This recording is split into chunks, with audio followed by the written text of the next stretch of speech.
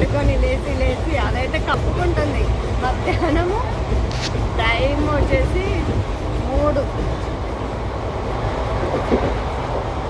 పెద్దనైతే already అస్సలు ఎత్తలేదు. అలానే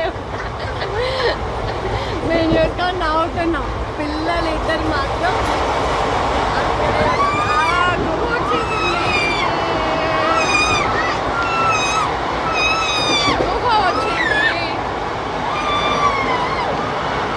చాలా దూరం ఉన్నది.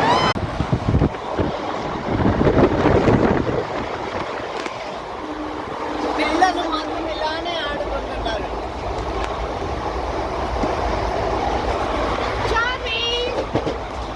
చిన్ను ఫోన్ పట్టుకొని మాత్రం వదలట్లేదు.